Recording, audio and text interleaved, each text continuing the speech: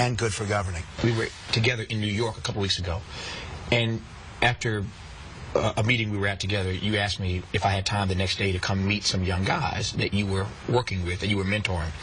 And I found time to schedule, of course, to do that because you asked me. But I found time to do it because you said they were young African-American men. And I'm like, what is Frank Luntz doing with these young black guys, and why do they want to meet me? It was one of the great gatherings of my life to spend a couple hours with those young brothers over lunch. But tell me more about how you met these young guys, how you're mentoring these young African-American males. I mean, just tell me more about your work on that. For you doing this, you're a special guy. I know that my philosophy isn't working, and I'm going to do this and try not to get emotional. Sure.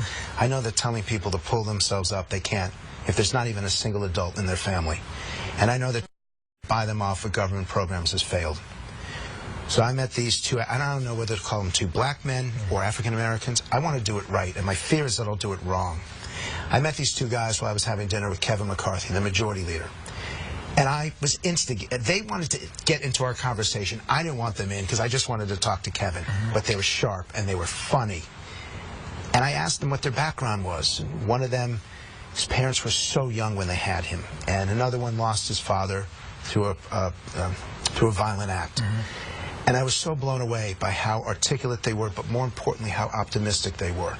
So they brought together another group, and Georgetown deserves tremendous credit for this. That school is taking young men and young women from the most horrible conditions, sometimes where there isn't a single adult anywhere, sometimes where they're the only student who goes out of that city or that state to college. And they introduced me to dozens of people who are just like them. They went up to Capitol Hill, and they actually started talking to Republican and Democratic members of Congress, explaining their challenges. And through both good projects and good work, these 4 young men are going to change their communities.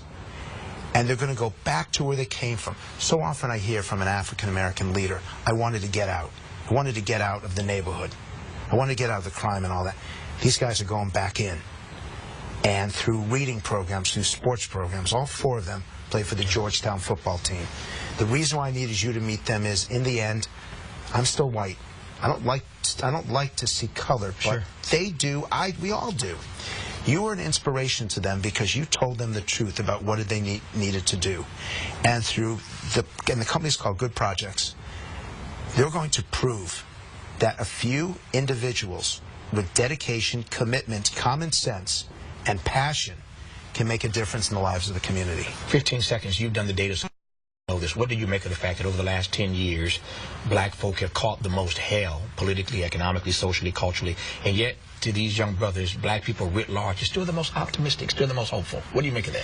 Number one is that they were grateful that this country was willing to elect an African American, and so they believe that you can champion over racism. Number two is that they believe that with a little bit of luck and a little bit of help, and with good common sense and work, you can still achieve the American dream in this country.